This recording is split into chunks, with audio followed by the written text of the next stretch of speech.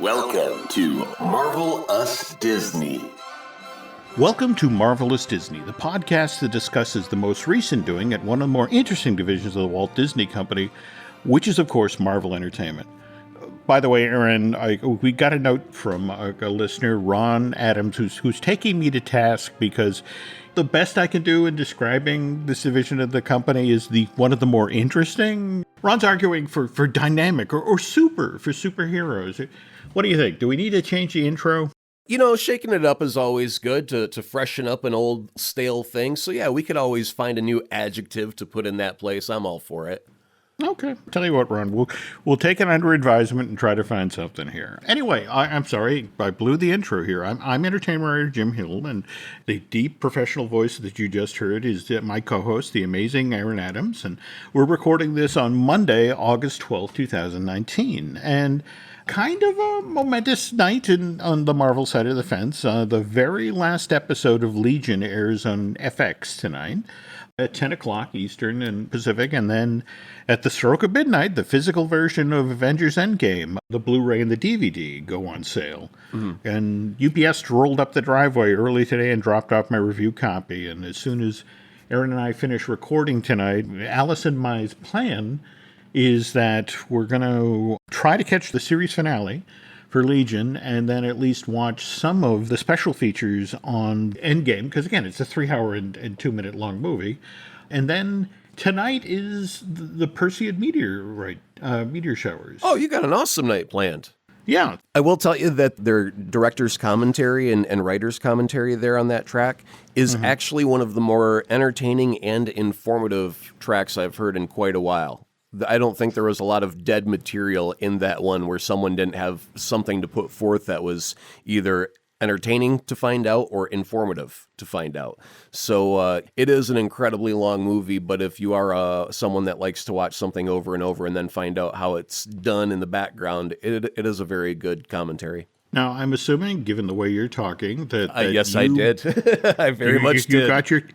Now, did you get the high-def 4K version, or... Yeah, no, see, here's the thing. Apple and Disney are not seeing eye to eye on that. And in a normal circumstance, if I buy something on my 4K Apple TV, if the 4K version is available, I get it for free at no additional charge. So okay, I'll get the 4K content for the same $20 I'd pay for HD.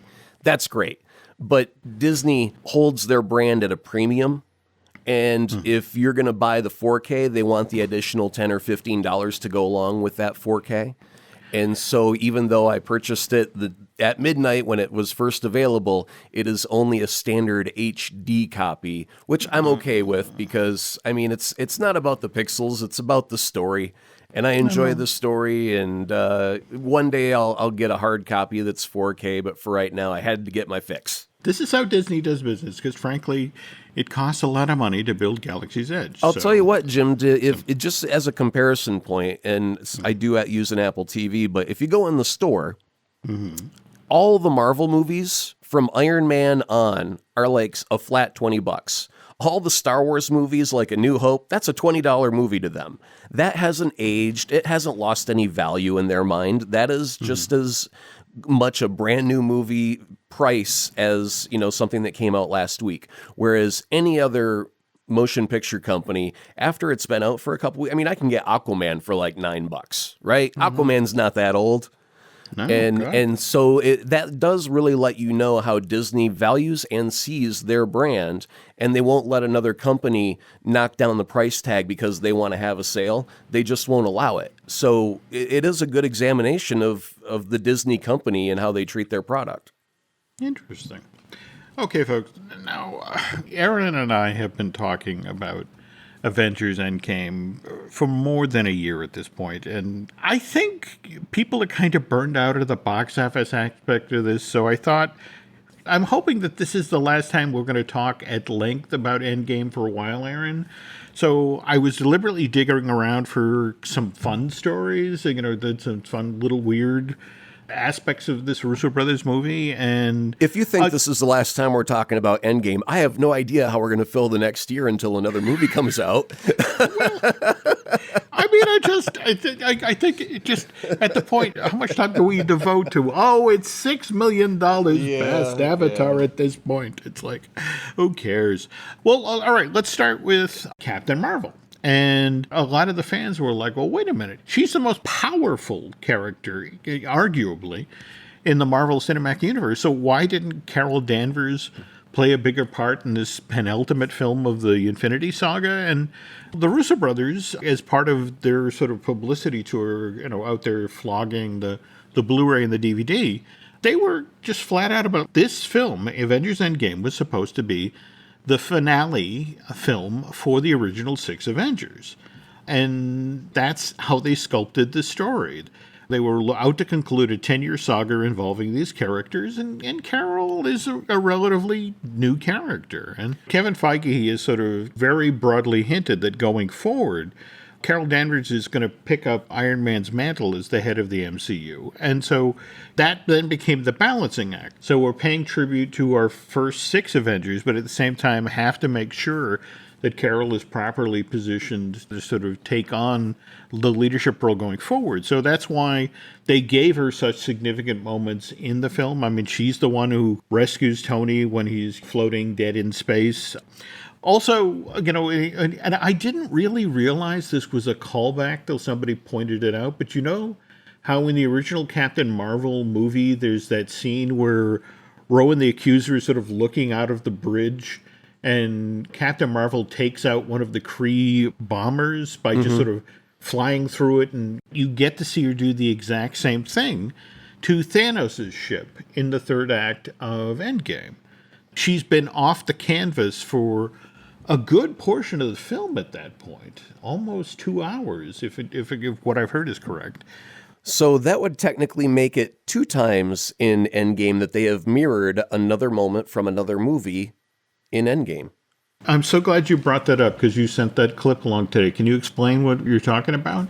Yeah, as we're talking about mirroring things from other movies, at the end of Avengers Infinity War, we all remember where Thanos goes and sits on his step and he puts his hands on his elbows and he looks out over a grateful universe and smiles, and then we get end credits. Well, someone online has now taken a version of Endgame where Thanos is defeated, right after the snap, and put that right alongside the shot from Infinity War. And what you find is Thanos takes a couple steps over to a boulder, the exact same 2 steps practically as he took over to his steps in Infinity War. He sits down, he puts his hands on his knees, and he looks out, but instead of a grateful universe, this time, instead of smiling, he turns to dust. And it's the moment where he starts to turn to dust that the original Infinity War would cut to black and go to credits. But the way that the camera moves around Thanos in that clip, the way that he moves to something and sits down, and the way he sits and the way that he looks are all very, very, very much a mirror of that very last scene in Infinity War. And to see them side by side really emphasizes how much time they took to make sure those 2 shots mirrored one another. And I think it's a brilliant job. Got to admire the craft of something like that, just bookending that portion of the story. So, okay, moving on to our next interesting question. That's what year does Steve Rogers return to when he time travels so he can be with Peggy Carter? And according to Captain America, the first Avengers, when we see Captain America crash that Hydra mega bomber in the North Atlantic, it's 1945. It's the waning days of the war. Now, my problem with that being the number, and that's the number that's out there, is the war in Europe, VE Day, was in 44, wasn't it? I don't know. I'm not a history buff, so I'm lacking in that knowledge. And the war in Japan ended in 45. So suddenly I'm questioning my own math here. But okay, according to official Marvel stuff that's out there, the plane goes down in 45. Now, if we jump to the Agent Carter series, season 1, which was set in 1946, had Peggy in New York working for the Strategic Science Reserve. Season 2, it's set the following year, 1947, in Southern California, with Peggy transferring to the Los Angeles office of the SRR. And as far as the screenwriters of Endgame were concerned, what happened on ABC's Agent Carter was canon to the Marvel Cinematic Universe. So they had to take the events depicted in those 2 seasons of this television show into account when they were writing the sequel to Avengers Infinity Wars. So this is what Christopher Marcus had to say about the matter. He said, look, there was just a period in world history from about 1948 to now where there were 2 Steve Rogers. And anyway, for a big chunk of that time, one of them was frozen in ice, so it wasn't like they'd be running into one another. That's a good point. Marcus and McFeely also wrote the screenplay for Captain America Winter Soldier. There's a scene in that film where Steve Rogers goes to visit the now elderly Peggy Carter in a hospital. You know, she's basically on her deathbed, and she's sort of in and out of being lucid, and she talks about after his plane went into the ice, she mourned for a couple of years, and then she eventually married and had 2 children. But McFeely, talking with the Hollywood Reporter, recently said, it was always our intention that Steve Rogers was the father of these 2 children. You know, there are time travel loopholes for that. And he concluded this by saying, it does introduce the idea that there are 2 children that have somewhat super soldier DNA.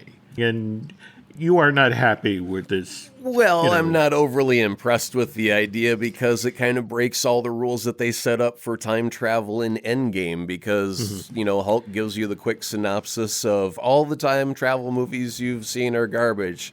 That's not how time travel works. If they were to go by Endgame rules, Peggy on her deathbed should not be aware in this reality that she has had children with Steve. She just shouldn't know that because that event has not happened yet. Steve has not had the ability to go back in time and have those children. So it would have to be one of those alternate dimension type situations or something. But yeah, it just don't quite jive with what they did in Endgame. So whatever. I mean, if they want to feel like they did a clever thing, it's not like it's the most important piece of information in the MCU where everything hinges upon whether it's a valid thing or not. So it's like, yeah, whatever. If you think it's clever, fine. If not, I don't have to agree with it. It's fine. Marcus and McFeely, while they were putting together the screenplay for Endgame, this is the finale film for these 6 characters, and there should be some moments here that fans have been waiting for. And we all have talked about this since Captain America, the first Avenger, came out in 2011. It's like he's on a plane. Don't planes have parachutes? You know, why would he have to ditch couldn't he just set the plane on a crash course and then jump out? Well, hold on. We'll go one step further than that. We have seen Captain America probably several times by now, jump out of an airplane without a parachute, land in the water, and be perfectly okay. As a matter of fact, I think it was in Captain America Winter Soldier where they're like, did he just jump out of the airplane without a parachute? And Black Widow's like, yep. So, I mean, couldn't he just jump out without a parachute and still be fine? But this is the thing. They actually wrote a scene where Rhodey at one point is talking with Steve Rogers and just said, you're on a plane. There wasn't a parachute on the entire plane. They talk about how the scene got cut out of the movie, but you were saying that you think you saw it on the extra features, or? Yeah, because when you were talking about that, it was like, that seems awfully familiar, like I've just seen that in the last week or so. And it was either a deleted scene or it was mentioned in the commentary about something that was lifted out. Because they do talk about a lot of the alternate takes of what they did. As a matter of fact, there is that one feature where they had written subterfuge into certain scripts. So, for example, instead of Loki taking the Tesseract and disappearing, he would, trip down some stairs or whatever. It just didn't make any sense, but it didn't matter. It wasn't what really happened.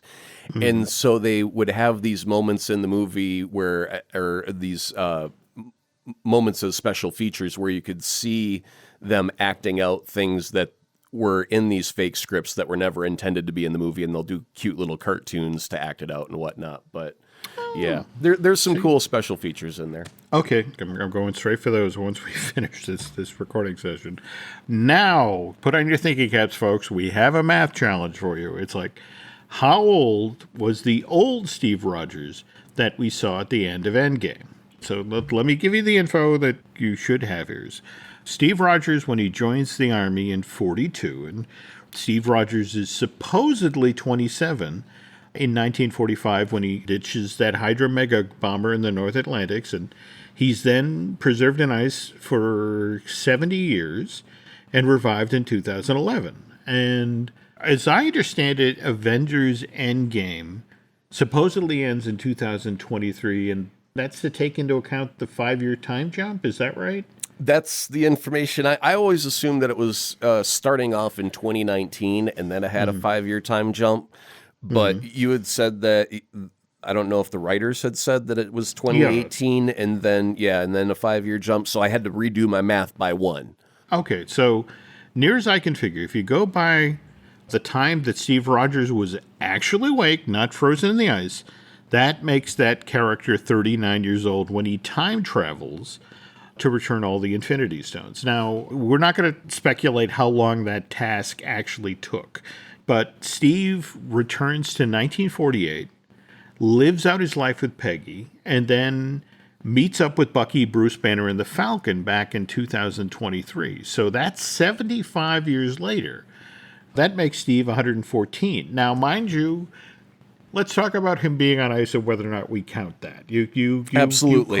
You called me on this earlier. Yeah. So. Yeah. I mean, All right. if someone were to, heaven forbid, if someone were to fall into a coma for some reason at the age of 30 and they remained in a coma for 3 years and they got out of that coma after 3 years, would they be celebrating their 30th birthday or their 33rd birthday? It would be their 33rd, right? So Okay. it doesn't You got matter me. how long he was in the ice. The world was still traveling around the sun, and we count every single one of those trips.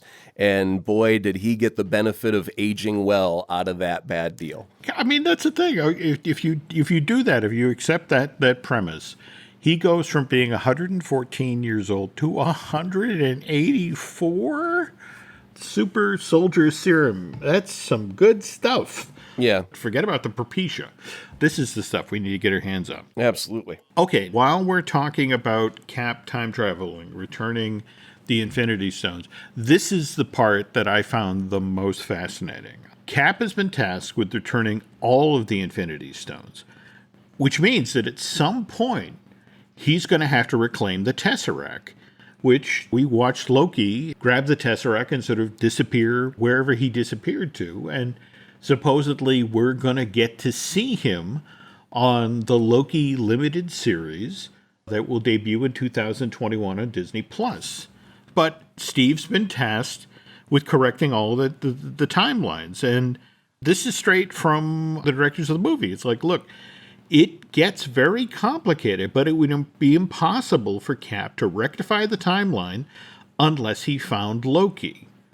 So, Well, first off, they've got the Tesseract that Stark had retrieved from a different timeline, a different This is point true. in time. This So is true. first, Steve restores that one because he has to. yep. I would think that the Loki Tesseract after that would almost be optional because it would remain in whatever time, because the timeline it is currently residing in is the one that it is currently in. I mean, it was in the Avengers movie. It ends up in Loki's hands. If Loki buggers off to anywhere else, that doesn't change really the fate of anything because that Tesseract never left the timeline it was in.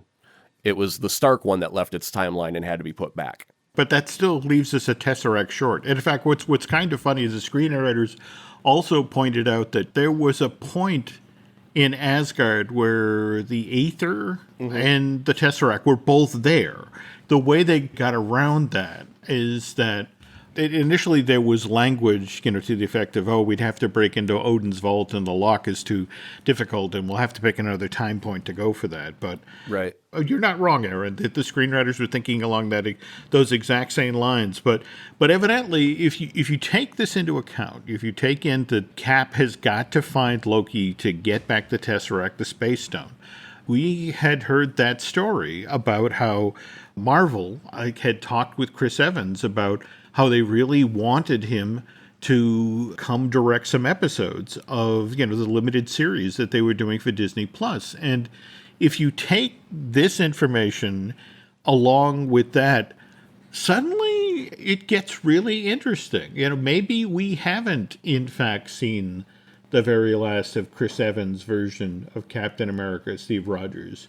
I've just got the feeling that Kevin Feige's kind of luring him with some bait where he's like, here, step behind the camera. Let me show you. You can direct all of this Loki episode all by yourself. Hold on. Just grab this costume here. Put this on real quick. All right, now step to the other side of the camera. All right, let me get you doing a nice little thumbs up there. All right, now back to the other side. No, go ahead and direct it, but we just got to get that one little shot real quick. Yeah, I just have the feeling that Disney would do anything to get Chris Evans in a Captain America costume for any reason. So, you want to direct an episode? Just one little condition here. Put on this costume. We just need, 50 seconds of good old Cap. Well, here's hoping. Oh, and while we're talking about Cap and Loki and the world of Thor, final fun little bit of info coming out from this press tour with the Russos and Marcus and McFeely. But, of course, everybody remembers that wonderful scene from the third act of Endgame where we had Cap wielding Mjolnir and Thor like, I knew it! Which, of course, was a throwback to that great little moment in Age of Ultron where they're all partying at Stark headquarters and the original 6, Avengers are being goofy and they're challenging each other to pick up Thor's hammer, and the only one who can sort of move it is Steve Rogers, and there's that wonderful shot of Chris Hemsworth looking unnerved because it's like, oh my God, somebody else can wield Mjolnir or move it. Joe Russo says, I think in Age of Ultron, Cap realized that he could move the hammer, but he didn't pick it up because he didn't want to embarrass Thor. But remember that the whole concept, which they hammered home in that movie, is only those who were worthy can wield Mjolnir. And remember that wonderful moment where you realize that Vision actually was a hero because he picked up Mjolnir and handed it to Thor? Right. And it's like, I am worthy. I am a hero. Let's get the hell out of here. We have things to do. Yeah, it was great shorthand. I don't have to prove anything. I can pick this up. Now let's go. Yeah, no, wonderful storytelling. And speaking of wonderful storytelling and Thor-related stories, when we get back from this commercial break, Aaron and I have some great stories to share from J. Michael Straczynski's brand new terrific memoir, Becoming Superman. This episode is brought to you by LifeLock. It's Cybersecurity Awareness Month, and LifeLock has tips to protect your identity. Use strong passwords, set up multi-factor authentication, report phishing, and update the software on your devices. And for comprehensive identity protection, let LifeLock alert you to suspicious uses of your personal information. LifeLock also fixes identity theft, guaranteed or your money back. Stay smart, safe, and protected with a 30-day free trial at LifeLock.com/podcast. Terms apply. Introducing Meta Ray-Ban Display, the world's most advanced AI glasses. With a full color display built into the lens of the glasses, it's there when you need it and gone when you don't. Send and receive messages, translate or caption live conversations, collaborate with Meta AI, and more. Be one of the first to try Meta Ray-Ban Display. Visit meta.com/Meta Ray-Ban Display to book a demo and find your pair. I don't need to tell regular listeners of the Marvelous Disney podcast that Aaron is a huge fan of Neil Gaiman. Absolutely. And J. Michael Straczynski's book, which is called Becoming Superman, My Journey from Poverty to Hollywood, with stops along the way at murder, mayhem, madness, movie stars, cults, slums, sociopaths, and war crimes. I've been a fan of Joe's work forever. I mean, I was lucky enough in the early 90s to have a friend, Tom Ledbetter, who just blithered about the Babylon 5 television series that was being syndicated at that point. And in fact, one day a shoebox showed up at the house and Tom shared all of these seasons that he'd recorded, back in the old VHS days, folks. And I just fell in love with the way that Joe told the story. But, there were a lot of people who know and love Joe, and among them is Neil Gaiman. And he actually wrote the introduction to this memoir. And I'm just pulled a quote here. I properly met Joe Straczynski in, I believe, January of 1991. He was hosting the Hour 25 radio show on KPKK FM in Los Angeles, and Terry Pratchett and I were on the show that night to talk about our book, Good Omen. Before Joe arrived, the station boss came and warned Terry and me that she knew we were British people and that we liked to swear on the radio and that no swearing on our parts would be tolerated. We asked if it would be all right to mention a fictional book in Good Omens called Bugger All This Bible, and she went away and checked with the authorities and said it was. And neither of us had ever sworn on any radio interview before, but now we're terrified that we would, and we did our entire interview convinced that at any moment a fit of something resembling Tourette syndrome would overtake us. Neil actually went on to work with Joe on Babylon 5. I want to say he wrote an episode for the 5th season of the show called Day of the Dead that has, again, that wonderful Gaiman quality. So this hardcover book, published by Harper Voyager in July of this year, July 23, it's an amazing book, folks. It's this passionate, involving read that tells you about having a career in writing, dealing with difficult family issues, wonderful behind-the-scenes entertainment stories. The reason I'm bringing it up tonight is that over the course of his career, Joe was recruited by Marvel to help relaunch Spider-Man. Here's a chunk from the book. In June of 2001, my first issue of The Amazing Spider-Man hit the stands. It was illustrated by the massively talented Joe Romita Jr., whose father was one of the original Silver Age Spider-Man artists. Do you know either Romita's work, Aaron? I've actually got the comics he's talking about, and I love John's work, and Junior's work has got a quality that I'm not overly fond of. It's just very, very blocky and square. Like all the heads are rectangles. And the jaws are very, very square and whatnot. I mean, it's just a style, but it's just one where I was just like, hey, I wish you would have picked up your father's traits on this a little bit more. But he is a good artist overall. I mean, there's a lot of great qualities there. It's just that there's one thing where his characters are a bit square and blocky, and that I was not as much of a fan of compared to other artists. Okay. Well, Joe goes on to talk about what he did with the Spider-Man characters, and one of the changes he made, it was something he'd wanted to see in the books for decades, and that was Peter's Aunt May had always been portrayed as this fragile, frail old woman who would fall over dead if she ever learned his secret, but I never bought into that sexist perspective for a second. This was a woman who had buried Peter's parents and her own husband and then raised a young boy alone. That takes courage, stamina, and a spine made of titanium. Peter may have gotten his powers from the spider that bit him, but he got his strength from Aunt May.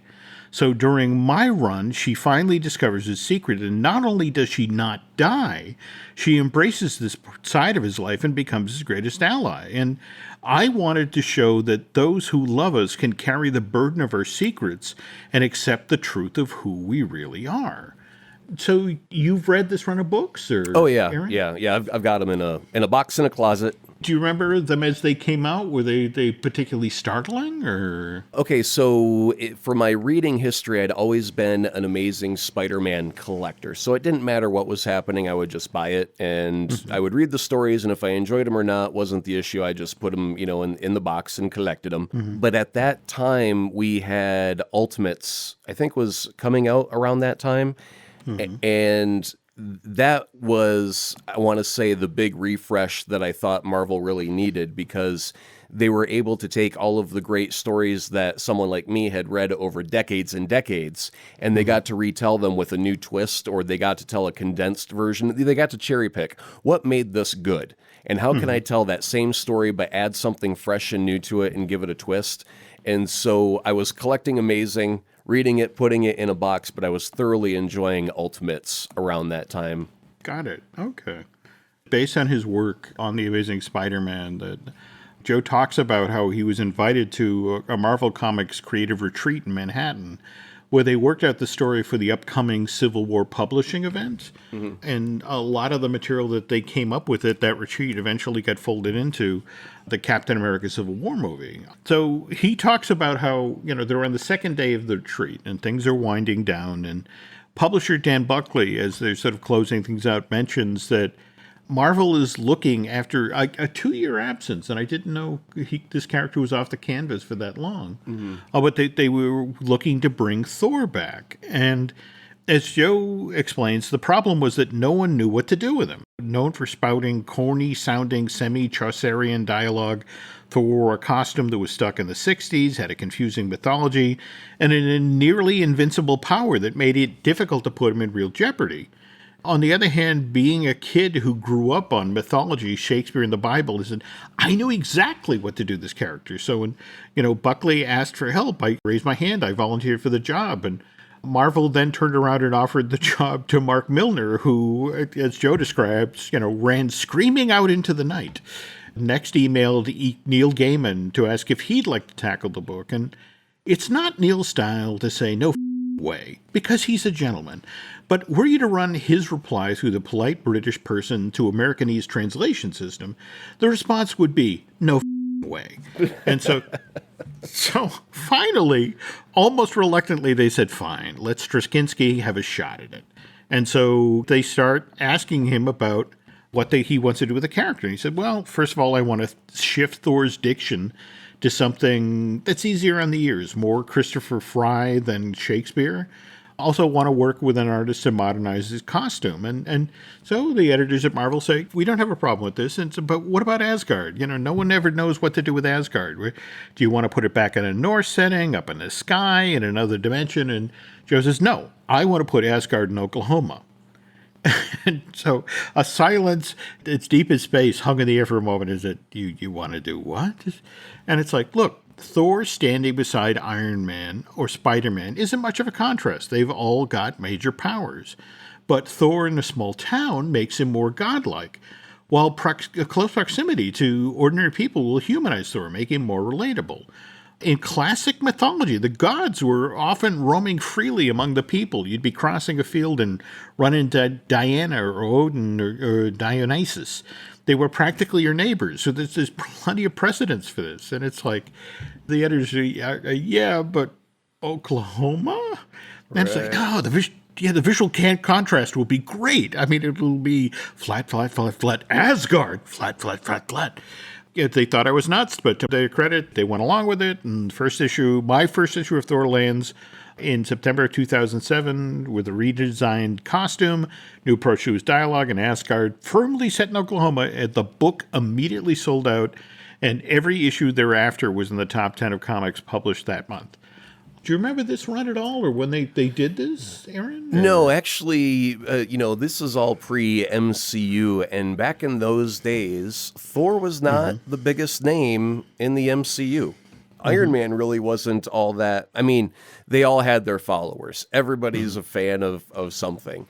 So it's not to, smack talk them, but as far as the sales of the comics went, Thor, it was not all that high all the time. And it took like a major shakeup or a crossover event or some other things like that to make them pop up. And so when you get to the MCU and you get something like Chris Hemsworth and you can go, oh, I get it. That's Thor. And then you go read the comic. It's a little bit easier to translate. But for a long time, he existed. He did have his many followers. But when it came to sales, it wasn't as strong as things like Spider-Man or X-Men or anything Wolverine related. Like you could put out Wolverine Takes a Nap and spend 50 pages on it, and it will sell well. Okay. You mentioned MCU, and there's a wonderful little chunk in this book where it talks about when Kenneth Branagh came to direct Thor. He thought it would be fun for Joe to do a cameo in the movie, and quoting from the manuscript here, I explained to Sir Kenneth that my face on screen would only send audiences fleeing, but he persisted, and so I was in wardrobe at a desert location east of Los Angeles. I thought I'd just be standing in a lane, a bunch of guys as the camera drifted by, but Sir Kenneth decided against all evidence to the contrary that I could act. So the scene takes place after Thor's hammer has been thrown out of Asgard and craters into Earth. Says, I want you to be the one who discovers the hammer, Sir Kenneth said, pointing to a red pickup truck. You're going to drive up, get out, and react to seeing the crater where the hammer is landed. You're then going to clamber down to the hammer and try to pick it up. Swell. As I did the scene, I hearkened back to the days I spent reading Thor comics at my aunt's house. Now here I was, years later, acting in a Thor movie based on my own material. I had disappeared into my own narrative. Could my life get any weirder? Why, yes, it could. I have to warn you folks, Becoming Superman is a wonderful read, but there's also a really tough family story involved here. That Joe had an incredibly abusive childhood, and the fact that he accomplished so much professionally given what he went through in his childhood, and actually given dealing with his father well into adulthood, and the dark secret that gets revealed toward the tail end of the book. I mean, this is a tremendous page turner. It is a combination of an amazing behind-the-scenes entertainment book, and again, it's not just about Marvel. It's Joe worked in animation. He wrote the real Ghostbusters animated series. He's written Academy Award nominated films. Clint Eastwood's The Changeling is his. And again, of course, we talked earlier about Babylon 5. I can't say enough nice things about this book. In fact, I'm throwing this thing in the mail to Aaron tomorrow because I know he'll get such a huge kick out of it. And it's not just because of the Neil Gaiman stuff. This is a great, great, wonderfully entertaining book and especially if you're somebody who's looking to make your living writing, there's a wonderful sort of a how-to aspect to this book that, about keeping at it and, plugging away. It makes it well worth reading. And he is a big name for Marvel and Spider-Man in the timeline of when Spidey was doing well. He's prominent in part of that timeline of good Spidey stories. Mm-hmm. No, absolutely. But again, it's just his behind-the-scenes story is just as compelling as anything he ever wrote for film, television, or comics. So, all right. Before we wrap up, I do have one retraction and a couple of recommendations. The retraction is last episode I mentioned that both Fantastic Four and X-Men comics were put on a hiatus for a short while, but Michael Sarantino was the first to call me out for that, and so I had to correct myself. Fantastic Four was canceled from 2015 through 2018. However, the characters could appear in other books, but they just didn't have one of their own. The X-Men at that time had a spotlight-ectomy, spotlight removal from them. So they had like a Marvel vs. Capcom Infinite video game where they swapped X-Men characters for Guardians of the Galaxy and other characters that are more prominent in the MCU. There were fewer X-Men Dark Phoenix toys on shelves than there are Avengers toys. So while the X-Men books were active, they were otherwise muzzled by Marvel in just about every other form. So there's the correction for that, and I want to say thanks to Michael for catching my error. You've been awarded 17 mud points. Mud points are only usable in bragging rights and have no cash value. Thank you for playing. Now, moving on to a couple recommendations. I figured since the MCU is going to have a little bit of a lull while we wait for Disney Plus to get going and for a new MCU movie to hit theaters all the way in May of next year, you may be craving some superhero entertainment. So to fill the gap, very briefly on Netflix, there's The Umbrella Academy. Is about a group of orphans, each born on the exact same day, each with a different superpower, who are then all adopted by a very eccentric billionaire and raised to be heroes in the public eye. And what you need to know going in is that they're trying to stop the end of the world, and things seem to only go downhill from there. It's darker than anything in the MCU, but a lot of fun and weird. It's one of those things where it either grabs you right away or it doesn't. So it's just odd enough to catch my interest. I really, really enjoyed it. Plowed through the entire season 1 and cannot wait for season 2. The other thing I wanted to recommend is Amazon just released The Boys, which is, imagine if the Justice League or the Avengers cared more about their public image than their results. So as a quick example, in one scene, we've got terrorists in an airplane.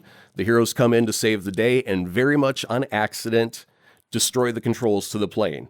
And they know if they save anyone and anyone survives the crash, the real story will come out that they goofed and accidentally caused the plane to crash. So instead, they let everybody die and then go to the media and tell them that due to government bureaucracy, they got there too late, the terrorists destroyed the plane, and there was absolutely nothing they could do about it.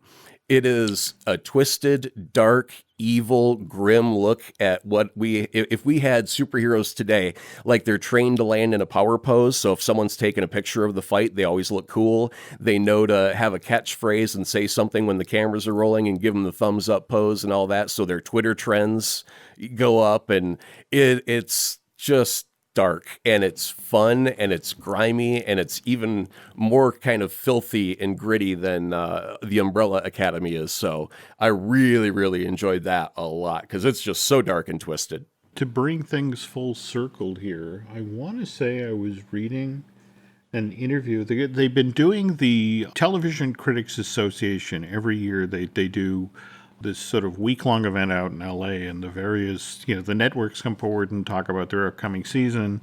And Good Omens was Amazon, that's correct? Yes, that was Amazon Prime Video. Yeah. Okay.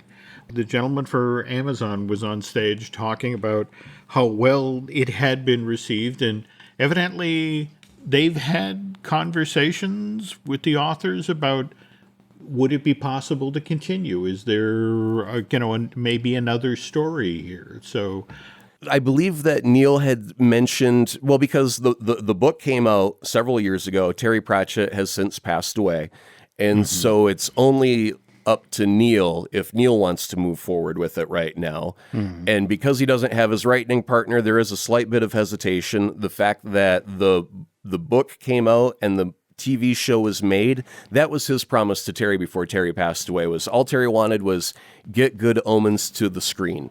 Movie or TV, doesn't matter, just get it to the screen. And Neil promised he would. So he did. It was well received and loved by the fans, and there's been a huge outpouring of adulation and love in Neil's direction for everything that he gave us in that. And right now he considers it done. And he knows that Amazon may be calling him and knocking about a sequel, and they did have some ideas for another book if they got around to writing it. It's just a matter of how close to completion is it? Does Neil want to tackle that? Does he have the time to hit a deadline so we don't have to wait 36 years for Good Omens Part 2?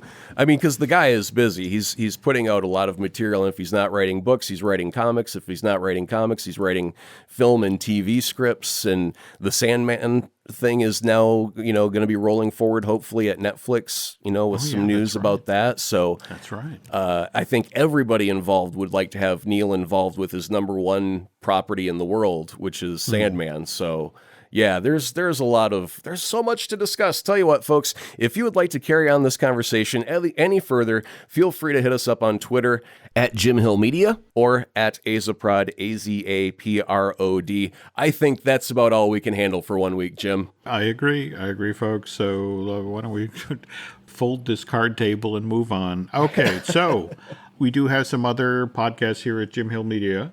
The Mothership, Disney Dish with Len Testa. We have Fine Tuning with Drew Taylor, Universal Joint with Dustin Fuse, Looking at Lucasfilm with Dan Zahair. Please head on over to iTunes and rate and recommend this show. If you get out at Bandcamp and subscribe, well, again, that helps us keep the folding card table in good shape. So we'll talk again soon, folks, okay?